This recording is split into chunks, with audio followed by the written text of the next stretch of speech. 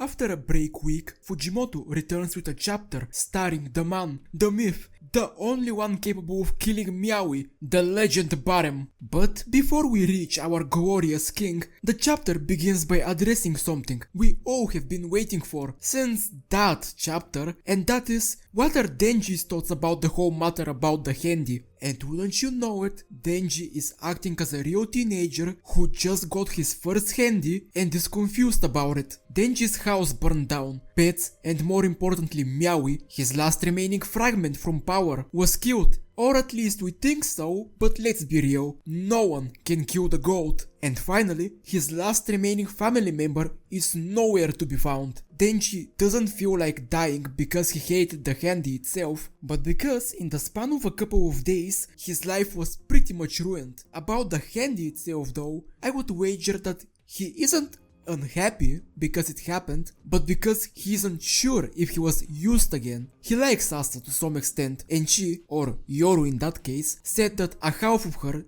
does have feelings for him, yet at the same time straight up rejected him the first time he asked her about her opinion of him. The physical contact itself didn't feel like anything special, yet emotionally he seems to be happy. He is left in the middle, wondering what he should be feeling right now. Well, Twitter tells me he is suffering and wants to die because of it, so he's probably unhappy.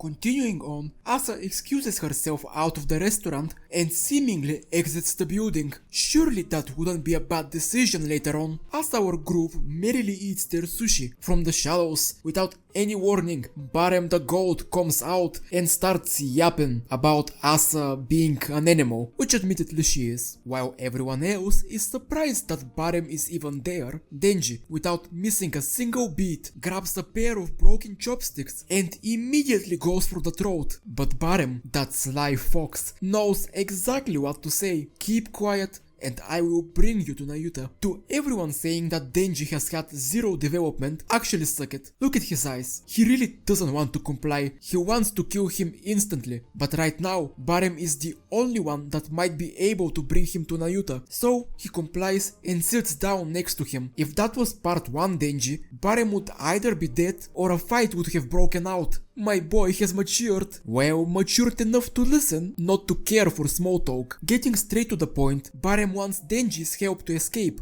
because public safety has surrounded the building, and if they exit, they will be dismembered and stored away, just like how Denji was a couple of chapters ago. So, tell me, why would someone asking for help would be telling their savior to eat egg sushi? In English it doesn't really seem weird, but in Japanese, tamago, outside of meaning egg, written with this kanji can also mean balls or testicles. So bro pretty much told Denji to eat his balls. That's certainly a way to end a chapter. So what's going to happen next? Can Barem be trusted? Is Asa going to be captured by the Public Safety Commission? And most importantly, where is Katanaman? I guess we will see next week. Until then, I'm going back to university beating my ass.